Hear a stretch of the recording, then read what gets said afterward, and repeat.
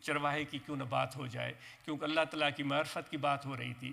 وہی پھر رومی وہ فرماتا ہے ایک مرتبہ، یہ بڑی مشہور کہانی ہے جس کو اور لوگوں نے بھی بیان کیا ہے، کہ حضرت موسیٰ علیہ نبینا علیہ الصلوۃ والسلام جبل طور پر جا رہے تھے اللہ تعالیٰ سے ہم کلام ہونے کے لیے۔ وہ مقدس مقام تھا جہاں اللہ تعالیٰ کا جلوہ ان کو نظر آیا تھا اور ان کو بلایا گیا تھا، تو اس طرف جا رہے تھے۔ تو مولانا جلال الدین رومی رحمۃ اللہ علیہ فرماتے ہیں جاتے جاتے راستے میں انہوں نے ایک چرواہے کو دیکھا جو درخت کو ٹیک لگا کے بیٹھا ہوا تھا، بکریاں اس کے آس پاس چر رہی تھیں، وہ اپنی آنکھیں بند کر کے اپنی دھن میں مگن تھا، اور وہ خدا سے باتیں کر رہا تھا، وہ اللہ تعالیٰ سے باتیں کر رہا تھا۔ وہ کیا کہہ رہا تھا کہ اے میرے اللہ، میں نے تجھے کبھی دیکھا نہیں، تم کہاں رہتے ہو، تم رہتے کہاں ہو، ذرا مجھے بتاؤ تو صحیح، تم رہتے کہاں ہو۔ وہ میرے پروردگار، مجھے پتہ ہے تم پوری کائنات کو چلاتے ہو، زمینوں کو چلاتے ہو، آسمانوں کو چلاتے ہو، کتنا بڑا کام ہے، کتنا بڑا کام ہے۔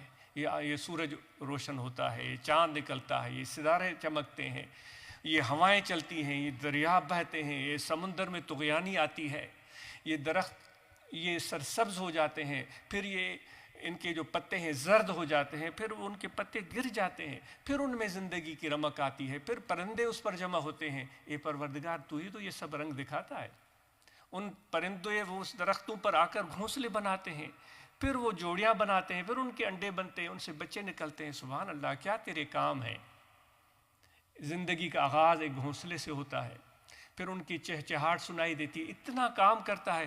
اے میرے اللہ، تو اتنا کام کرتے کرتے تھک تو جاتا ہوگا، کیا مجھے اجازت ہے کہ میں تمہیں دباؤں؟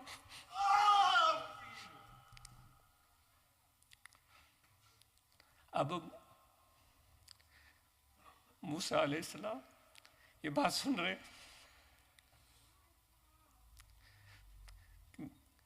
کہ میں تمہیں دباؤں، تم تھک جاتے ہوگے اتنا کام کرتے کرتے۔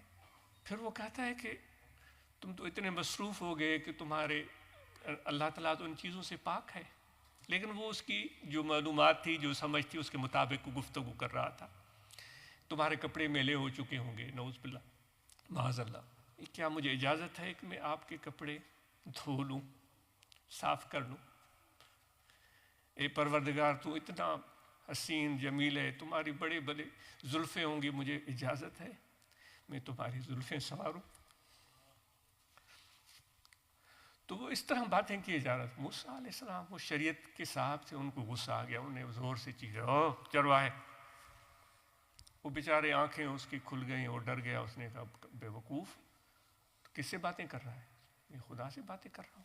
اس نے کہا بے وقوف، خدا تو اس سے سب چیزوں سے پاک ہے، نہ اس کو نیند آتی ہے، نہ تھکتا ہے، نہ لباس کی ضرورت ہے۔ اے بے وقوف، تو بیعت بھی کرتا ہے۔ تو وہ پہچانتا تھا موسیٰ علیہ السلام کو۔ اس نے کہا مجھ سے بیعت بھی ہو گئی، گستاخی ہو گئی؟ اس نے کہا ہاں۔ تو اتنا اس کو ڈر لگا کہ وہ رونے لگا، اس نے کپڑے پھاڑے، رومی کہتا ہے اپنی قمیص پھاڑی، وہ روتا چیختا چلاتا ہوا اپنے بکریوں کو چھوڑ دیا، جنگل میں چلا گیا کہ مجھ سے اللہ تعالیٰ کی بیعت بھی ہو گئی ہے، مجھے علم نہیں تھا، مجھ سے اللہ تعالیٰ کی بیعت بھی ہو گئی ہے۔ موسیٰ علیہ السلام طور سینا پر پہنچ گئے۔ اللہ تعالیٰ سے ہم کلام ہونے کے لیے، کلام ہونے سے پہلے خدا نے اس کو فرمایا رومی کے الفاظ میں، تو برائے وصل کردن آمدی، نے برائے فصل کردن آمدی۔ موسیٰ تو نے کیا کیا؟ موسیٰ علیہ السلام نے کیا؟ پروردگار، اللہ تعالیٰ نے فرمایا تو نے میرے دوست کو ناراض کر دیا، ہم نے تو تجھے بھیجا تھا کہ لوگوں کو میرے قریب کرو۔ نبی کیوں آتے ہیں؟ کہ وہ لوگوں کو اللہ تعالیٰ کے قریب کرے۔ ہم نے تجھے بھیجا تھا کہ ان لوگوں کو میرے قریب کرو، تو نے اس کو جو پہلے میرے قریب تھا اس کو دور کر دیا، مایوس کر دیا، ملول کر دیا۔ موسیٰ علیہ السلام نے کہا پروردگار، میں نے تو جو صحیح سمجھا میں نے اس کو عرض کیا۔ تو رومی کہتے ہیں تم ملانے کے لیے آیا ہے، تم جدا کرنے کے لیے نہیں آئے، جو پہلے ہی ملے ہوئے تم ان کو کیوں جدا کر رہے ہو؟ وہ کہتے ہیں بابا فرید گنج شکر رحمۃ اللہ علیہ کی خدمت میں ایک شخص آیا اور اس نے آ کر تحفے میں، وہ تو آج سے 500-600 سال پہلے کا زمانہ، تو اس وقت بڑی ریئر ہوتی تھی یہ چیزیں، کینچی بڑی ریئر ہوتی تھی، وہ بڑی مشکل سے ملتی تھی۔ تو اس نے اپنے مرشد کی خدمت میں بڑے شوق سے کینچی بنا کر خدمت میں پیش کی۔ لوگ بیٹھے ہوئے تھے، آج بابا فرید الدین گنج شکر رحمۃ اللہ علیہ، انہوں نے کینچی ہاتھ میں دیکھی، اپنے دوست کو دیکھا جو بہت پیار کرتا تھا، آپ کے کینچی دیکھنے کے بعد آپ کی آنکھوں سے آنسو روا ہو گئے، رونے لگے، یعنی غمگین ہو گئے۔ تو اس نے عرض کیا کہ حضرت آپ بے ادبی ہوئی؟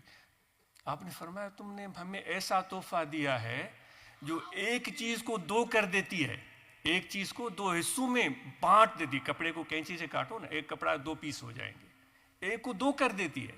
کاش تم سوئی لے آتے جو دو کو ایک کر دیتی ہے۔ سوئی لے آتے تو سیتے ہیں، پھر کاٹ کر اس کپڑے کو سیتے ہیں تو سوئی ان کو ملا دیتی ہے۔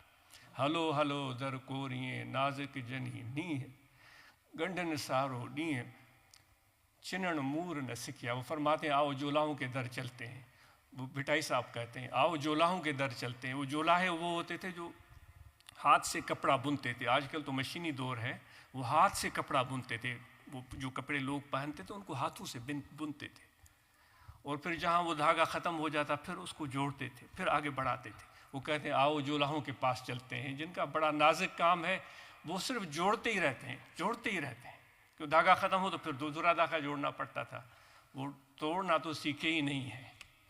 آؤ ہم بھی ایسے لوگوں کے پاس جائیں جو جوڑتے ہیں۔